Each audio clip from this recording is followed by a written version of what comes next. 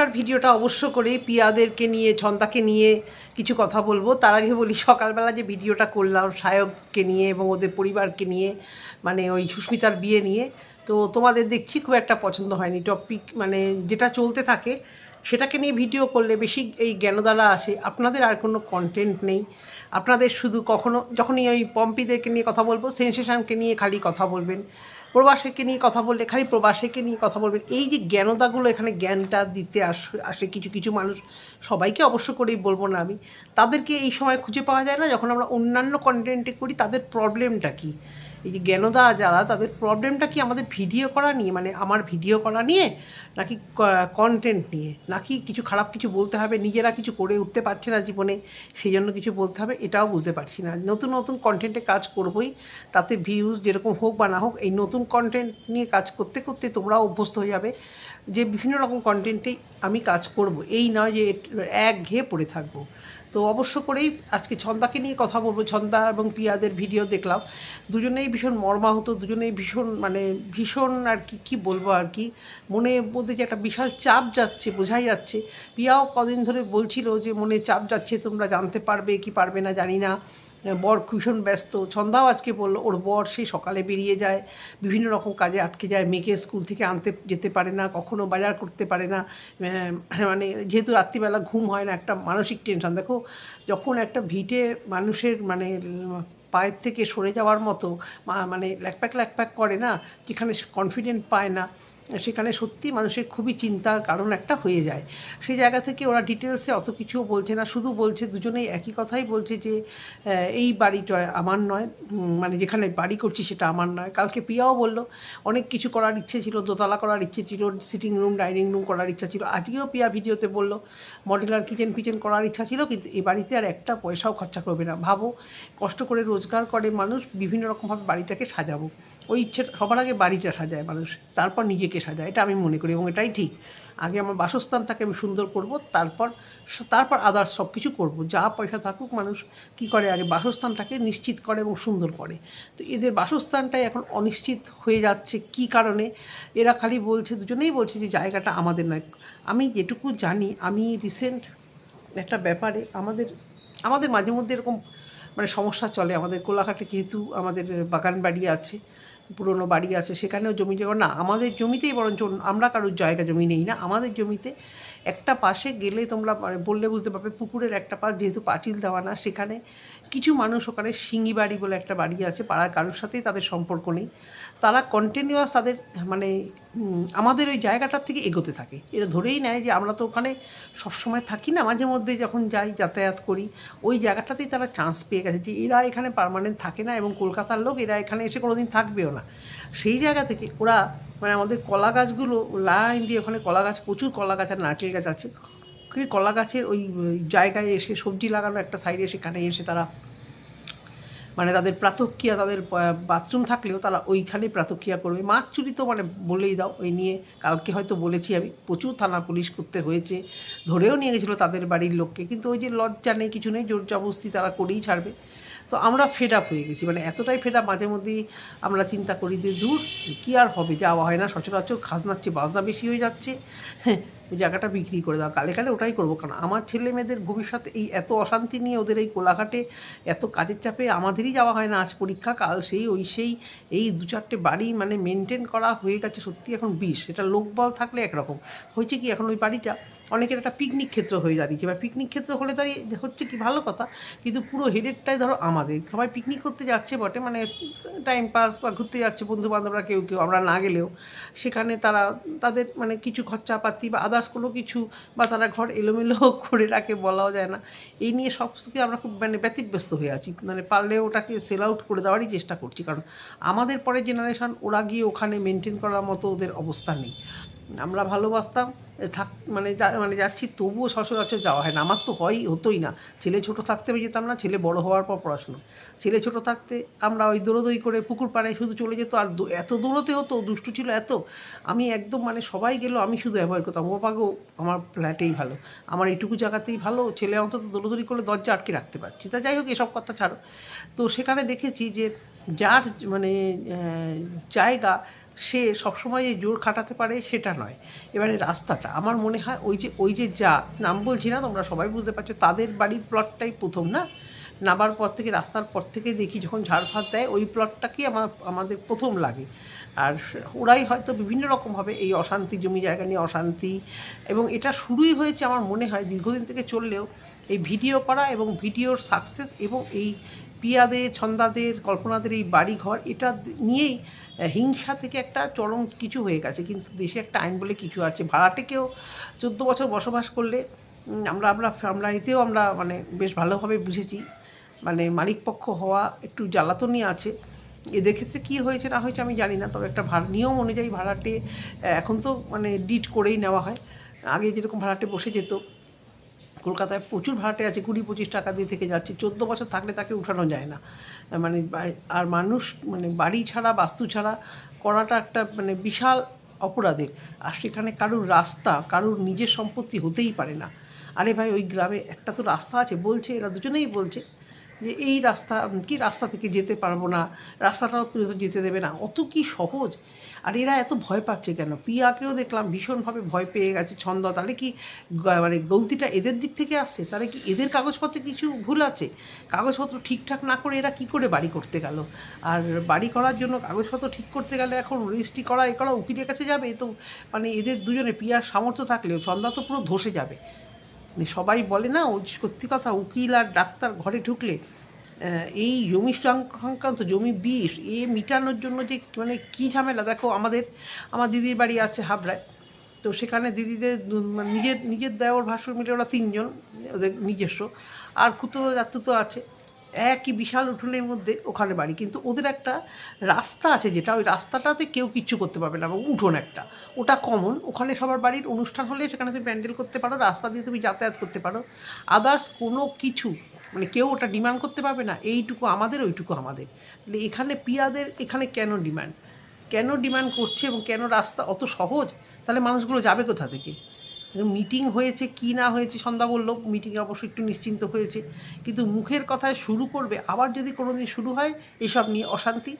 এবার অশান্তি যাদের ইচ্ছে করার, তারা রোজ রোজ খুঁচিয়ে খুঁচিয়ে অশান্তি করতেই পারে। যখন মানুষের পেটে হিংসা থাকে, যখন অশান্তি করবো, ওর পিছনে লাগবো, ওকে বাস দেবো, যদি কেউ মনে করে, সারা জীবন সেই খুচুর চলতেই থাকে।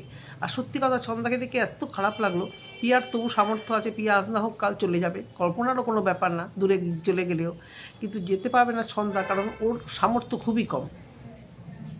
এবার অনেকেই বলবে তো ওর বর কিছু করে না কেন, ওর বর যায় না কেন, সেটা তো বারবারই বলে যে করতে পারছে না, যাচ্ছে না, গেলে পরে কোথায় অসুস্থ হয়ে পড়ছে। গ্রামের লোক তো বাইরে এসে কাজ করবে, খাওয়া দাওয়া অনিয়ম হলেই এদের মানে ওই ঘরের যে ডিসিপ্লিন, যাবো রোজ দিন, বউ সকাল বিকাল রান্না করে দিচ্ছে বা আমিও করছি, করে খাচ্ছি, গিয়ে আবার সেই ঘরের বা ইয়েতেই ঘুমাচ্ছি, সেই জায়গাটা থেকে এরা কিরে বাবা যাবি বাইরে, সেই জায়গা থেকে এরা, ওদের অনেকেই আছে ওই লাইফস্টাইল থেকে কিছুতে বেরিয়ে আসতে পারে না, যে একটা রাফ অ্যান্ড টাফ লাইফস্টাইল।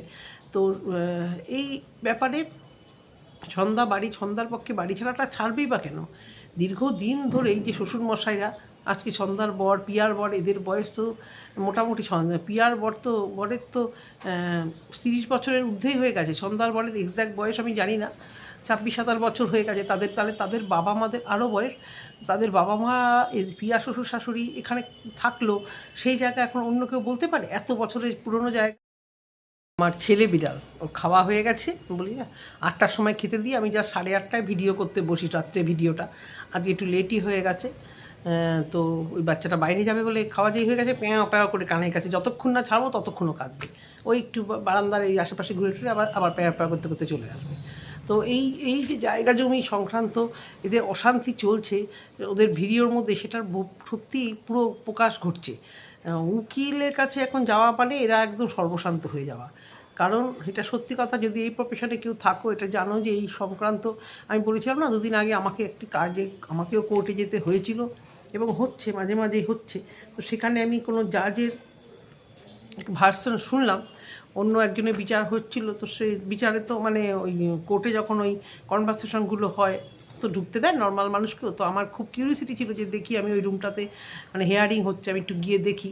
তো আমিও বসলাম, তো দেখলাম সেখানে ওই সেই এক গাছ নিয়ে ঝামেলা।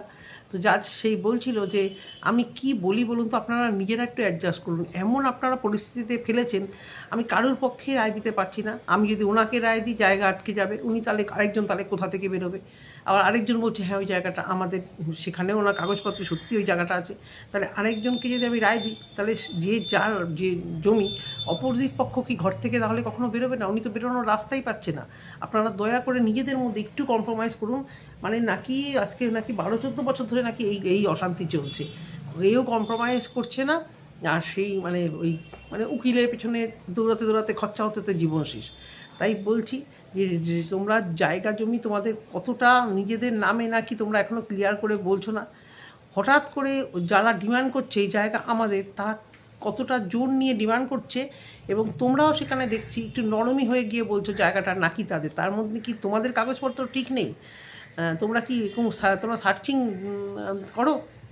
সার্চিং করতে এমন কিছু টাকা লাগে না। তোমাদের গ্রামের দিকে কত লাগে কি বলতে পারবো না আমি। কোর্ট ফিস তো সব জায়গায় একই, এটা সরকারি নেয়। 1-1.5 টাকা হয়তো লাগবে, জমির নাম দিয়ে সার্চিং করো যে এক্স্যাক্টলি জায়গাটা নাকি তোমরা সেটা করেছো, করে তারপর মানে তোমরা পিছিয়ে যাচ্ছ যে তোমাদের জায়গাটা সত্যি তোমাদের নয়। এবং ছন্দা বলছে যে ঘরটা এখন থাকছে ওই জায়গাটা ওর নয়। হ্যাঁ, মারামারি করবে না। যে জায়গাটায় ওরা করছে সেই জায়গাটা নাকি ওর নয়, কিন্তু যেখানটা বাড়িটা ভিতটা করেছে ওই জায়গাটা ওদের। তাহলে ছন্দার দিক থেকে তো মোটামুটি অসুবিধা হওয়ার নয়, তবুও যেখানে থাকছে সেই বাড়ির উঠোনটা না অন্য কারুর। সবথেকে প্রবলেম হচ্ছে রাস্তাটা অন্য কারুর। এখানে তো সংসার, যে বলছে সে কোন জোর নিয়ে বলছে, এবং তোমরাও বা কেন এত ভীতু হয়ে যাচ্ছ? তাহলে কি তার কাছে আসল ডকুমেন্টস আছে সেই জন্যই কি সে বলছে?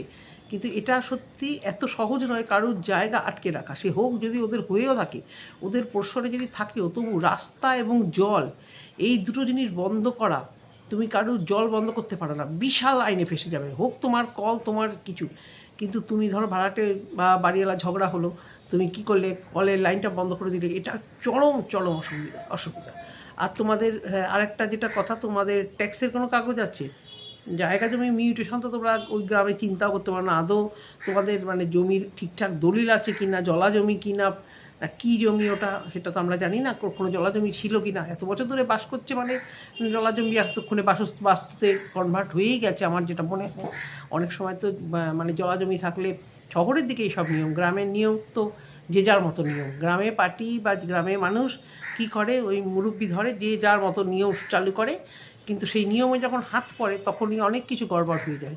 আর হঠাৎ করে তোমরা বাড়ি শুরু করলে, কিছু কাগজপত্র তৈরি করনি, যদি তোমাদের এটা তো নিশ্চয়ই তোমাদের ভুল মানে হয়েছে, তোমরাও এতটাও জানতে না, অবুঝ মন। আর তোমাদের এই অবুঝ মন আর তোমাদের পারিবারিক নিজস্ব অশান্তির মধ্যে থেকে বাইরের কোনো মানুষ, এবার এটা তোমরা জানিও না ওটা তোমাদের সরকারি কিনা, কিন্তু সরকারি জমি হলে তো কেউ কারো নিজের বলতেই পারে না।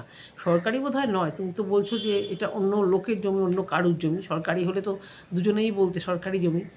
যাই হোক, এখন তোমাদের করণীয়, তোমরা এই যাওয়ার কথা বা দুর্বল হওয়ার কথা তোমাদের চিন্তা করলে আরও পেয়ে বসবে। জো হোগা সো দেখা জায়গা, ওখানেই থাকো, ওখানেই দাঁত চিপে, বরঞ্চ কিছু কাগজপত্র পয়সা খাইয়ে হোক বা কিছু করে কাগজপত্র ঠিকঠাক করে তোমরা সেই জায়গাতে আসো। তো আপসেট হওয়ার কিছু হয়নি, অত সহজ নয়।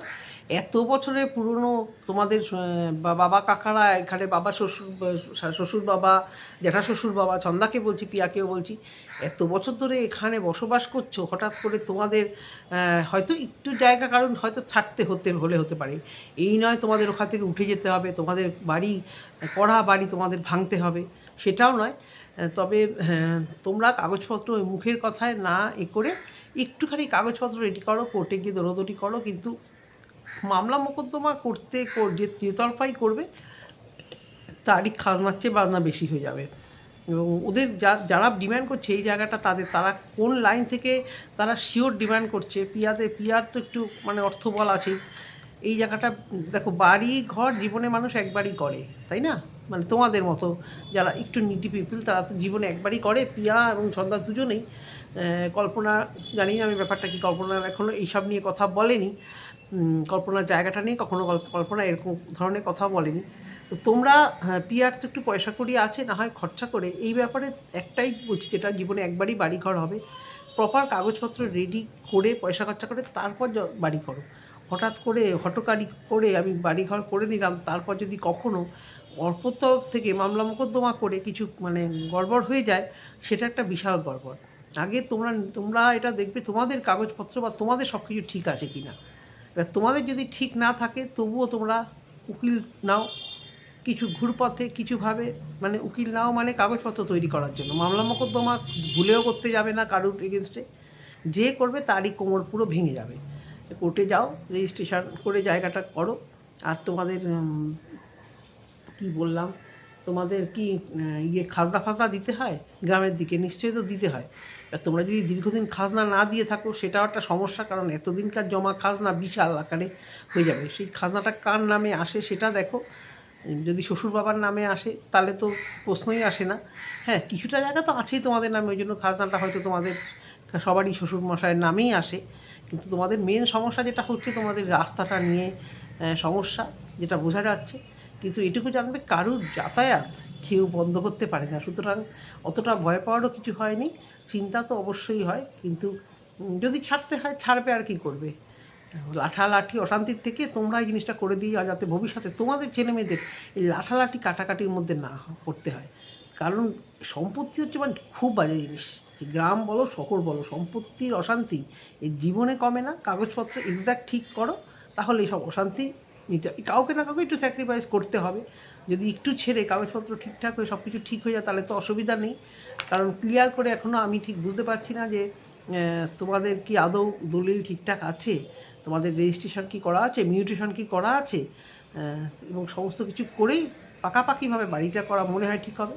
আর যে ডিমান্ড করছে, আগে সার্চিং করে দেখো যে যে ডিমান্ড করছে তার ডিমান্ডটা কতটা ঠিক, তোমাদের নামে কতটা পোর্শন আছে, তাদের নামে কতটা পোর্শন আছে, সে কোন লজিক থেকে এবং সে কোথা থেকে গায়ের জোর ফলিয়ে বলছে এই জায়গাটা আমাদের, ওই জায়গাটা আমাদের, তার কাছে কী সঠিক প্রুফ আছে সেটা দেখতে হবে।